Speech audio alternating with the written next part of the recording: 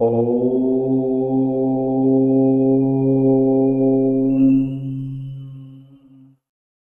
ओम।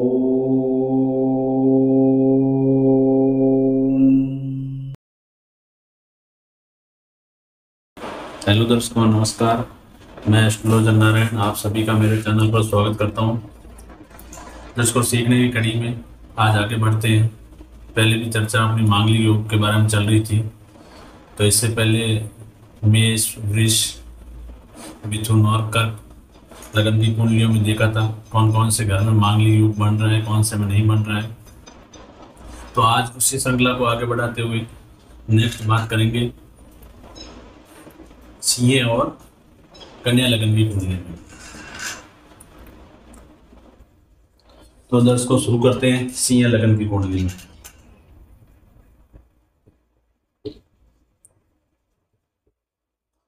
सिंह लगन की कुंडली, सिंह लगन की कुंडली मतलब फर्स्ट हाउस में 5 नंबर राशि, 6, 7, 8, 9, 10, 11, 12, 1, 2, 3 और 4।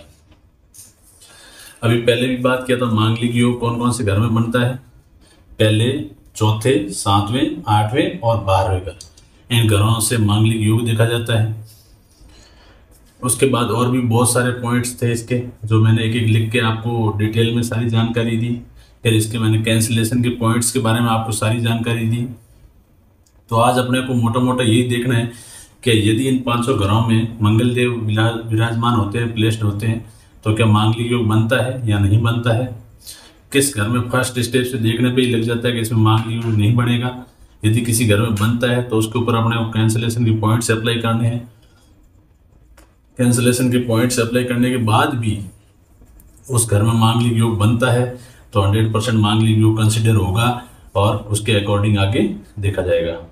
लेकिन फर्स्ट है, जैसे कि मान लो इस कुंडली में मंगल देव बैठे हैं फर्स्ट हाउस में, तो क्या मांगलिक योग बनेगा। उसके लिए बहुत सारे पॉइंट्स की चर्चा की थी। यदि उच्च के हो जाते हैं, योग कारक हो जाते हैं, तो बहुत सारे पॉइंट्स थे जिसमें मैंने एक एक करके डिटेल में लिखवाया था। उसके अकॉर्डिंग यदि होता है तो मांगलिक योग कंसिडर नहीं होता है। यदि किसी घर में हो भी जाता है तो उसके ऊपर कैंसिलेशन के पॉइंट्स अप्लाई करने बहुत अनिवार्य है।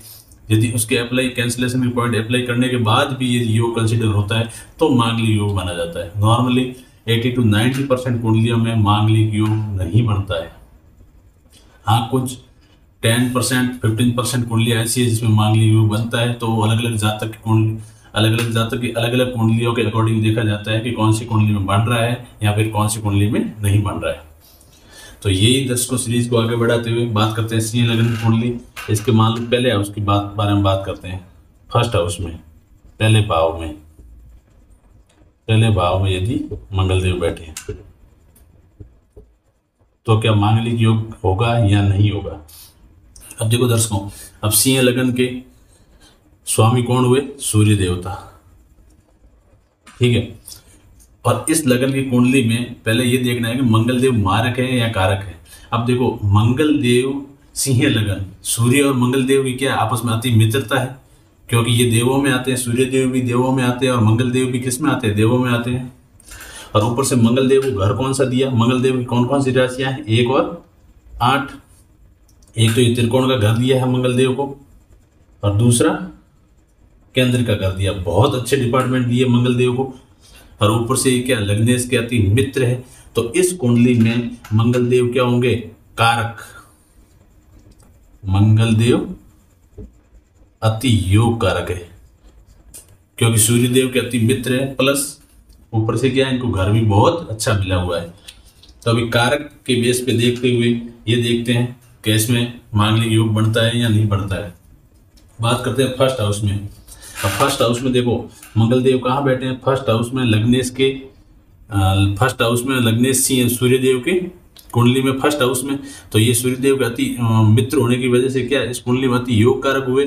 तो कभी भी ये यहाँ से अपनी 7वीं दृष्टि भी यहाँ डालेंगे तो भी इस घर को कभी भी खराब नहीं करेंगे, क्योंकि मंगल देव क्या है, इस कुंडली में अति योग कारक है। तो हमेशा इस घर का अच्छा करेंगे, इस घर को खराब कभी भी नहीं करेंगे। हाँ, इसकी जगह मंगल देव यदि मारक होते हैं तो 100% क्या करेंगे, यहाँ से अपनी सातवीं दृष्टि यदि इस घर पे डालते हैं, मंगलदेव की दृष्टियाँ कौन कौन सी होती है, चौथी दृष्टि, या मैं साथ में लिख के रख लेता हूँ, चौथी, सातवीं और आठवीं, ये होती है मंगलदेव की दृष्टियाँ। तो यहाँ से बैठने के बाद यदि इस घर पे भी दृष्टि डालते हैं तो कभी भी इस घर को खराब नहीं करेंगे। तो इसकी वजह से यदि फर्स्ट हाउस में मंगलदेव प्लेस्ड होते हैं सिंह लगन की कुंडली में, तो कभी भी मांगलिक योग कंसीडर नहीं होगा, यहीं से ही क्लियर हो जाएगा, कैंसल। तो अभी मैं यही कंडीशन के साथ बता रहा हूँ। पहले भाव में मंगल, पहले भाव में मंगल, तो यहाँ लिख दो योग नहीं, योग कंसीडर नहीं, योग कंसीडर नहीं। क्यों? क्योंकि अति योग कारक, सिंह लगन की कुंडली में अति योग कारक, इसकी वजह से फर्स्ट हाउस के अंदर ये मांगलिक योग कंसीडर नहीं होगा। दर्शकों आगे बढ़ते हैं। यदि चौथे घर में बैठते हैं मंगलदेव, अब देखो मांगलिक योग कौन कौन से घर से देखना है, फर्स्ट, फोर्थ, 7, 8 और 12, यदि इन घरों में ही मंगलदेव आते हैं तो ही मांगलिक योग देखा जाता है। मान लो इस घर में मंगलदेव आते हैं तो मांगलिक योग नहीं देखा जाता उस घर से, जो मैं पहले पॉइंट बता चुका हूं, ठीक है। अभी यही बात मान लो चौथे भाव में, आप ही मेरे साथ में एक एक चीज नोट करते रहिए, फिर आप जातकों की कुंडली मिलान करके देखिए। आपको एक एक चीज नॉर्मली कोई जान पहचान के जातक की आप कुंडली उठाइए, इसके अकॉर्डिंग आप मांगलिक और नॉन मांगलिक कंसीडर करिए, फिर उसकी रियल लाइफ देखिए, आपकी पूरी की पूरी मैच होगी। यदि आप एक फाइन और बारीकी से एनालिसिस करते हैं, सही ढंग से करते हैं, तो 100%, यदि इधर मांगलिक योग नहीं बन रहा है तो जो जिस जातक की आप कुंडली देख रहे हैं उसकी लाइफ में कभी कोई प्रॉब्लम नहीं आएगी, शादी रिलेटेड, पति पत्नी के रिश्तों से रिलेटेड कभी कोई प्रॉब्लम देखने को नहीं मिलेगी। तो इसकी वजह से करना आपको क्या है, एक तरीके से एक एक पॉइंट का बारीकी से फाइनल, और जैसे कैंसिलेशन के पॉइंट है तो एक एक पॉइंट को उसके ऊपर अप्लाई करके आपको देखना है। उसके बाद जो आप नतीजा निकालते हो, रिजल्ट निकालते हो, वो रिजल्ट जातक की पर्सनल लाइफ पे आप अप्लाई करके देखिए, सेम टू सेम हूबहू मिलेगा। यदि आप के अकॉर्डिंग नहीं आता है तो इसकी लाइफ मस्त होगी, और यदि आपकी इसमें एनालिसिस में मांगलिक कंसीडर हो रहा है तो आप इसकी लाइफ में जातक की आप कुंडली देख रहे हैं उसकी लाइफ से मैच करके देखिए, सेम टू सेम आपको वो चीज़ मिलेगी। यदि हो रहा है तो प्रॉब्लम मिलेगी ही मिलेगी। लेकिन उसके बाद मंगल की डिग्री भी देखना आवश्यक है, डिग्री कितनी है। यदि ज़्यादा डिग्री लेके बैठे हैं तो 100% जातक की लाइफ डिस्टर्ब करेंगे। हाँ, मंगल आपने मांगलिक योग कंसीडर तो कर लिया है, लेकिन डिग्री 0 डिग्री, 1 डिग्री, 2 डिग्री अस्त है, तो क्या है, कभी भी उसका असर देखने को नहीं मिलेगा और लाइफ बढ़िया देखने को मिलेगी। ठीक है दर्शकों, बात करते हैं चौथे भाव की। यदि चौथे भाव में है, अब देखो चौथे भाव में मंगलदेव क्या अपनी ही राशि के आगे है, स्व राशि के बैठ गए, तो ओम साइन के बैठ गए, और ऊपर से इस कुंडली की क्या अति योग कारक भी है। तो कभी भी ये यहाँ से बैठे बैठे अपनी चौथी दृष्टि, 1, 2, 3, 4 चौथी दृष्टि यदि अपने दाम्पत्य सुख के भाव पे डालते हैं तो कभी भी उस घर को खराब नहीं करेंगे। आपको सीधा सिंह लगन की कुंडली में यदि चौथे भाव में मंगल बैठे हैं तो देखते ही पता लग जाना चाहिए कि इसमें मांगलिक योग तो देखने की जरूरत ही नहीं है, क्योंकि एक अति योग कारक है, स्व राशि ओम साइन के बैठे हैं, चौथी दृष्टि भी डालेंगे, इस घर को बढ़िया ही करेंगे, अच्छा करेंगे, कभी भी क्या हुआ खराब कभी भी नहीं करेंगे। तो चौथे भाव में यदि मंगल है, चौथे भाव में मंगल, तो क्या हुआ, योग नहीं, योग नहीं। क्यों? क्योंकि ओम साइन के बैठे हैं, अति योग कारक है। बहुत सारे पॉइंट्स इसमें अपने को देखने को मिलेंगे, क्योंकि स्व राशि बैठे हुए हैं। 8वीं राशि किसकी है? मंगलदेव खुद की है। स्व राशि बोल सकते हो, ओम साइन के बोल सकते हो, और ऊपर से क्या अति योग कारक भी है। तो कभी भी ये दाम्पत्य सुख, जो सुख का जो घर है 7वां, उसको खराब नहीं करेंगे, इसमें भी योग कभी भी नहीं बनेगा। दर्शकों नेक्स्ट लेते हैं इस घर को। यदि इसी घर में बैठ गए हैं तो 7वें घर में, 7वें भाव में, अब देखो आपको उसके साथ साथ उच्च और नीच का भी ध्यान रखना है। नीच के कौन सी राशि के साथ में हो रहे हैं? 4 नंबर राशि कर्क के साथ में मंगलदेव नीच के हो जाते हैं, तो 4 नंबर राशि भी नहीं आई है, वो भी आपको साथ में देखते रहना है। अब 7वें भाव में यदि मंगलदेव बैठे हैं अब देखो दर्शकों, इस कुंडली में सीधा सीधा पहले से ही क्लियर है, मंगलदेव अति योग कारक है। तो योग कारक ग्रह जहाँ बैठता है, जहाँ दृष्टि डालता है, जहाँ जाता है, उस घर की क्या करता है, वृद्धि करता है, उसके साथ अच्छा करता है। तो अभी क्या है, मंगलदेव खुद इस दाम्पत्य सुख के घर में बैठ गए हैं, तो कभी क्या है, उस घर को खराब नहीं करेंगे, क्योंकि इस कुंडली के अति योग कारक है और लग्न सूर्य देव के अति मित्र है। तो इसकी वजह से 7वें घर में अभी योग नहीं बढ़ेगा। तो आपको इसको आगे बढ़ने की जरूरत ही नहीं है, न कैंसिलेशन पॉइंट देखने की जरूरत रहेगी, क्योंकि यही से क्लियर है, अति योग कारक होने की वजह से योग कंसिडर अति योग कारक, योग कंसिडर नहीं होगा अति योग कारक। ठीक है दोस्तों, अब मान लो यही मंगलदेव 8वें घर में बैठ जाते हैं, तो क्या होगा, 8वें भाव में मंगलदेव प्लेस्ड हो जाए, विराजमान हो जाए, तो क्या होगा। अब देखो कौन सी राशि के साथ में बैठ गए हैं। अब देखो अति योग कारक है, ऊपर से ये 12वीं राशि के साथ में बैठे हैं 8वें घर में। 12वीं राशि के साथ उच्च नीच के नहीं है, लेकिन अब इसमें कंडीशन क्या आई, अति योग कारक हो तो इस कुंडली में है ही, लेकिन घर कौन सा मिल गया इनको, त्रिक हाउस में बैठने की वजह से यहाँ पे ये योग बढ़ा सकते हैं, यदि इसके ऊपर कोई कैंसिलेशन का पॉइंट अप्लाई नहीं होता है। तो कैंसिलेशन के मैंने बहुत सारे आपको पॉइंट एक एक लिखवाए थे, आप जो नोट किए हैं उसको देख के इसके ऊपर अप्लाई कर सकते हैं और टिक कर सकते हैं, ये भी अप्लाई नहीं हो रहा, ये नहीं हो रहा, ये नहीं हो रहा। यदि कोई हो रहा है तो वहाँ पे ये मांगलिक योग कैंसिल हो जाएगा। तो इसमें योग बन सकता है, इसका एकमात्र रीजन है क्योंकि ये त्रिक हाउस में। ठीक है दर्शकों, योग बन सकता है। अब इसके पॉइंट यदि 8वें घर में बैठ जाते हैं तो अब आपको आगे बढ़ना है कैंसिलेशन के पॉइंट्स की तरफ। योग बन सकता है क्योंकि त्रिक स्थान है, नॉर्मली 8वां घर अच्छा घर नहीं माना जाता है। अब यहाँ बैठ गए हैं और मंगलदेव की आपने देखा डिग्री तो 2 डिग्री लेके बैठे हैं, तो कभी भी मांगलिक योग कंसिडर नहीं होगा। मंगलदेव कभी भी खराब घर को खराब नहीं करेंगे, तो वहाँ पे बहुत अच्छा होगा और मांगलिक योग कैंसिल हो जाएगा। लेकिन इसके जो कैंसिलेशन पॉइंट है उसी में यही पॉइंट है कि यदि उसकी degree 0 degree, 1 degree, 2 degree, 28 degree, 29 degree या 30 डिग्री हो जाती है, तो कभी भी ये मंगलदेव रिजल्ट देने के काबिल रहते ही नहीं है, कभी भी ये रिजल्ट दे ही नहीं पाएंगे, तो मांगलिक योग भी कंसिडर नहीं होगा। बात करते हैं दोस्तों नेक्स्ट 12th हाउस की, 12वें घर में, 12वें भाव में। अब 12वें भाव में मंगलदेव प्लेस्ड है, तो क्या होगा। अब देखो 12वां घर राशि कौन सी है, 4 नंबर राशि, और 4 नंबर राशि के साथ मंगलदेव क्या हो गए, नीच के हो गए।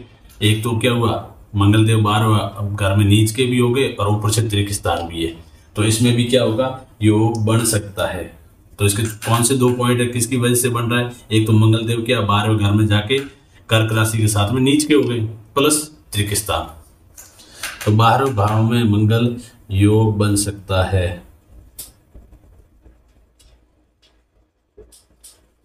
योग बन सकता है क्योंकि कर्क राशि के साथ नीच के, कर्क राशि के साथ नीच के हो गए, नीच के तथा त्रिक स्थान, तो यहाँ पे ये योग कंसिडर होगा। लेकिन इसके ऊपर कैंसिलेशन के पॉइंट आप देख लेना, कोई भी अप्लाई होता है तो वहां पे ये योग कैंसिल हो जाएगा। अब देखो इनमें कितने घरों में योग बना, पहले भाव में योग नहीं, दूसरे में योग नहीं, चौथे में योग नहीं, 7वें में योग नहीं, 8वें और 12वें घर, एकमात्र ये 2 घर है जिनमें ये योग कंसिडर हो रहा है अभी तक। लेकिन आगे आप जिस जातक की देखोगे उनमें गुरु दृष्टि तो नहीं डाल रहे हैं, डिग्री कितनी है वो अलग अलग जातकों की अलग अलग कुंडलियों पे वेरी करता है, क्योंकि सबकी डिग्री अलग अलग होती है, गुरुदेव की दृष्टि प्लेसमेंट अलग अलग होती है, तो वो तो आपको जातक की कुंडली वाइज जाना पड़ेगा। लेकिन नॉर्मली सिंह लगन की कुंडली में पहले, चौथे और 7वें घर में ये योग नहीं बनता है, 8वें और 12वें बन सकता है, तब मैं ये लिखवाता हूँ बन सकता है। लेकिन इसके ऊपर आप जिस जातक की लेके बैठे हो तो उसकी डिग्रियां देखिए, और उसकी गुरु की प्लेसमेंट देखिए, उसके अकॉर्डिंग यदि कैंसिलेशन का कोई भी पॉइंट अप्लाई होता है तो मांगलिक योग इन ग्रहों में भी कंसिडर नहीं होगा। तो भाव वन कौन से में रहा है? ओनली 8 और 12 में। और किस में नहीं बन रहा है? पहला, चौथा और सातवां, तीनों ग्रहों में योग नहीं बन रहा है, और 8वें और 12वें में बन सकता है। तो दर्शकों, ये थी सिंह लगन की कुंडली के बारे में। अब बात करते हैं इसके नेक्स्ट, सिंह के बाद 6 नंबर राशि मिथुन। तो मिथुन लगन की कुंडली के बारे में बात करते हैं। तो दर्शकों, मैं इसको साफ करता हूँ, आप भी मेरे साथ नोट करते रहिए।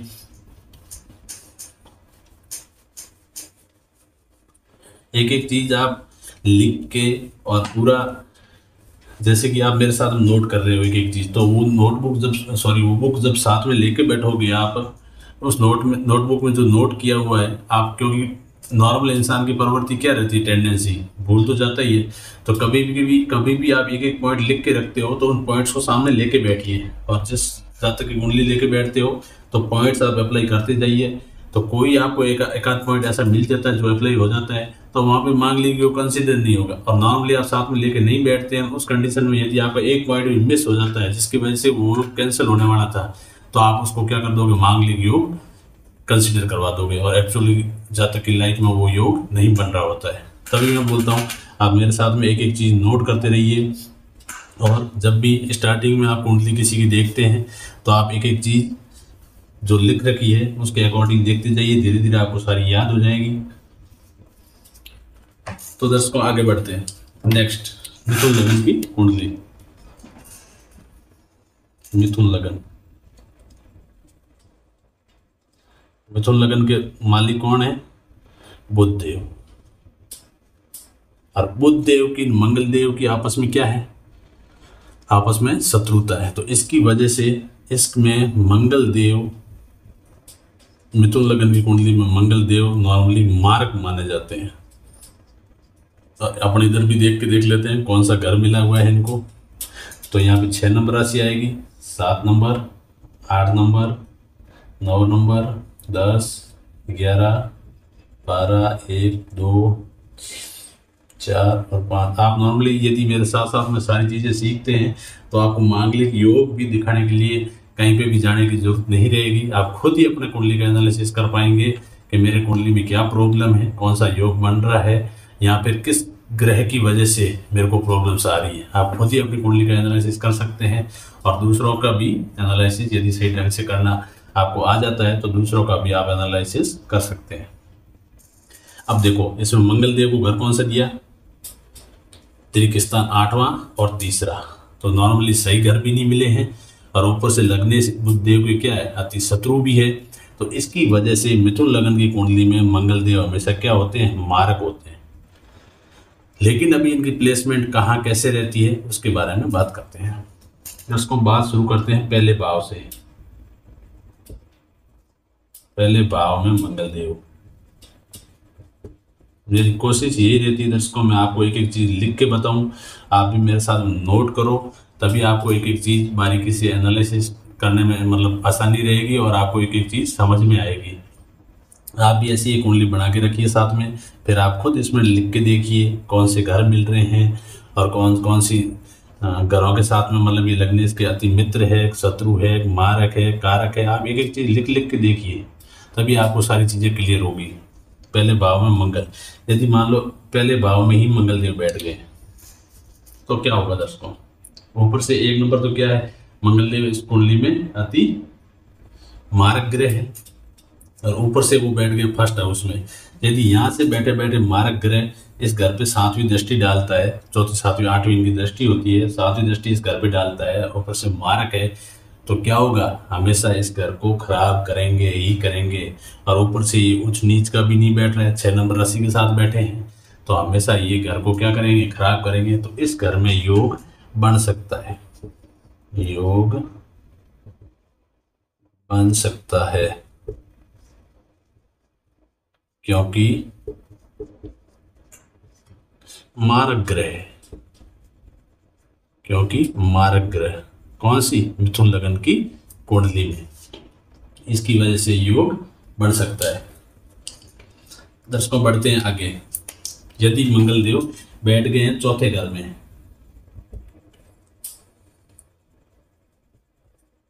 चौथे भाव में मंगल देव, तो क्या होगा? किस राशि के साथ में बैठे हैं? 9 नंबर राशि के साथ में। 9 इनके उच्च और नीच दोनों में से नहीं है, तो क्या होगा? ये चीज अप्लाई होगी कि ये मार्क है, यहाँ से चौथी दृष्टि जैसे ही इस घर पे डालेंगे तो हमेशा इस घर को क्या करेंगे? खराब करेंगे।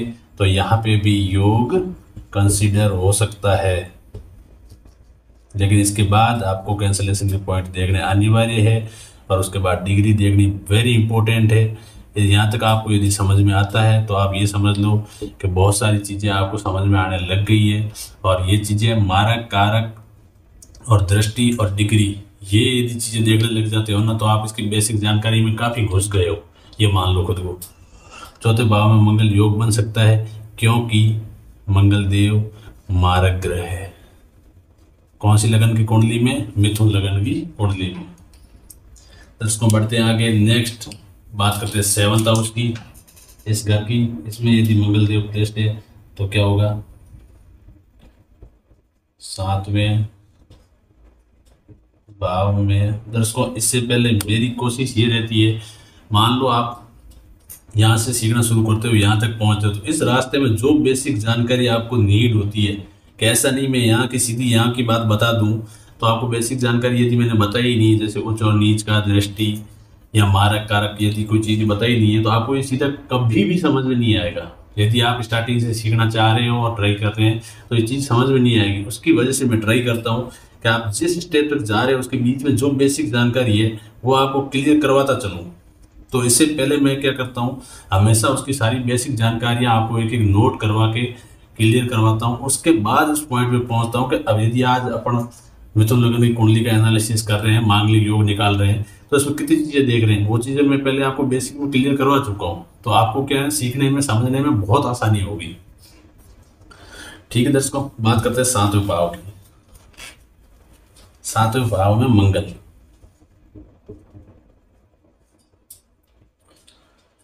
7वें भाव में मंगल देव बैठे हैं 12 नंबर राशि के साथ में। 12 नंबर राशि न तो इनकी उच्च राशि है न नीच की राशि है, तो क्या होगा? नॉर्मली वही चीज अप्लाई होगी क्योंकि ये अति मारक है। तो मारक है तो कभी भी उस घर को कभी अच्छा नहीं करेंगे। तो मारक होने की वजह से 7वें भाव में भी योग बन सकता है, क्योंकि सीधा सीधा इस लगन की कुंडली में मंगल देव क्या मारक है। मारक होने की वजह से ये क्या करेंगे? कोई भी घर को ये अच्छा नहीं करेंगे। जिस घर में बैठेंगे उस घर को भी खराब करेंगे, जहां दृष्टि डालेंगे वहां पे भी खराब करेंगे। यहाँ बैठ रहे थे तो 7वीं दृष्टि इस घर पे डाल रहे थे, यहाँ बैठ रहे थे तो 4थी डाल रहे थे, और यहाँ खुद बैठ रहे तो खुद बैठे हुए जिस घर में, तो उस घर को भी मारक होने की वजह से कभी अच्छा नहीं करेंगे, घर को खराब करेंगे। बात करते हैं नेक्स्ट दर्शकों 8वें भाव में। यहाँ पे मंगल देव बैठ गए हैं 8वें भाव, 8वें भाव में मंगल देव। अब देखो दर्शकों, 8वें भाव में है तो मारक, लेकिन 8वें भाव में किस में बैठे हैं? अपनी खुद की राशि के साथ में बैठे हैं। तो खुद की राशि का मतलब इनका खुद का घर है 8वां घर। तो क्या करेंगे? ये स्व राशि ओम साइन की बैठने की वजह से ये इस घर में कभी भी योग, मांगलिक योग कंसिडर नहीं होने देंगे, क्योंकि खुद का घर है इनका। 1 नंबर राशि कौन सी है? मेष राशि इनकी खुद की राशि है। तो मतलब खुद की राशि के साथ में बैठ गए, स्व राशि बैठ गए, ओम साइन के बैठ गए, तो क्या होगा? यहां पे योग कंसिडर नहीं होगा, योग कंसिडर नहीं, क्योंकि इनकी प्लेसमेंट है वो स्व राशि है,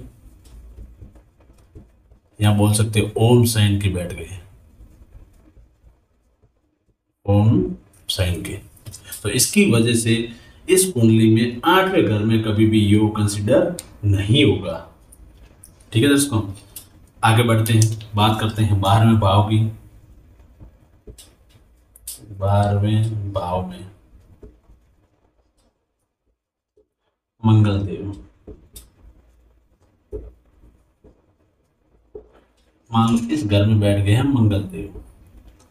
कौन सी राशि के साथ में बैठे हैं, सिंह राशि के साथ में बैठे हैं 5 नंबर राशि के साथ में, न तो ये उच्च के होते हैं न नीच के होते हैं और न इनकी खुद की राशि है, तो ये त्रिक हाउस की वजह से योग कंसीडर हो सकता है, ऊपर से मारक भी है, तो इस घर में क्या है, योग बन सकता है, योग बन सकता है क्योंकि मारक और ऊपर से त्रिक स्थान। अब त्रिक नाम लिखते हैं, आपको समझ में आ गया होगा क्योंकि इससे पहले मैंने एक वीडियो डाला था, त्रिक हाउस कौन से हैं, केंद्र के घर कौन से हैं और ये त्रिकोण के घर कौन से हैं, सारी चीज़ें मैंने एक क्लियर करवाई थी। तो ये त्रिक हाउस में आने की वजह से नॉर्मली त्रिक हाउस अच्छा घर नहीं होता है, 6, 8, 12 त्रिक हाउस माने जाते हैं, तो त्रिक हाउस नॉर्मली अच्छा नहीं होता है, ऊपर से इस कुंडली की मारक है, तो इसकी वजह से इसमें योग बन सकता है। तो दर्शकों, मिथुन लग्न की कुंडली में कौन कौन से घर में योग बना है, योग पहले हाउस में योग बना है, चौथे में बना है, 7वें में बना है और 12वें में बना है, इन घरों में योग बन सकता है यदि इसके ऊपर कैंसिलेशन के पॉइंट्स कोई अप्लाई नहीं होता है तो।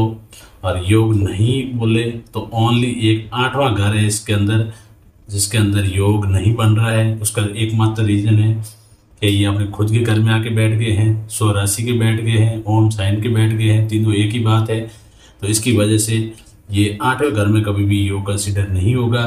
पहले, चौथे, 7वें और 12वें घर में ऑलवेज योग कंसिडर हो सकता है यदि कैंसिलेशन के पॉइंट्स वगैरह अप्लाई नहीं होते हैं तो दर्शकों, ये था मिथुन लग्न की कुंडली के बारे में कंप्लीटली एनालिसिस। अब इसके आगे और बढ़ेंगे, तुला लग्न के बारे में बात करेंगे, वृश्चिक लग्न के बारे में बात करेंगे, धीरे धीरे करके आगे बढ़ेंगे। आप भी मेरे साथ में एक एक पॉइंट्स नोट करते रहिएगा, बार बार मैं बोलता रहता हूँ, लेकिन इसके बाद मंगलदेव डिग्री भी ज़रूर देखिएगा और मेरे साथ में बने रहिए, एक एक चीज़ लिखते रहिए। आप खुद की कुंडली का साथ साथ एनालिसिस करके देखते जाइए, मेरी कुंडली में मांगलिक योग तो नहीं बन रहा है, ऐसा करते करते आप धीरे धीरे जब ज़्यादा कुंडलियों का एनालिसिस करने लग जाएंगे तो आपकी इस विद्या के बारे में पकड़ बहुत ज़्यादा टाइट होगी और आप किसी की भी जातक की कुंडली को एनालिसिस सही ढंग से कर पाएंगे। तो दर्शकों, नेक्स्ट वीडियो में बात करेंगे मिथुन के बाद तुला और वृश्चिक लग्न के बारे में। लेकिन प्लीज़ आप यदि मेरे चैनल पर नए हैं तो चैनल को सब्सक्राइब ज़रूर करिएगा। ये सारे वीडियो है, आप पढ़ लीजिए, देख लीजिए, अच्छे लगते हैं तो आप लाइक ज़रूर करें, मुझे कमेंट करें और अपने दोस्तों के साथ में भी शेयर करें और मेरे साथ में बने रहिए, एंजॉय करिए। ठीक है दर्शकों, तो मिलेंगे अगले वीडियो में तुला लग्न की कुंडली के साथ।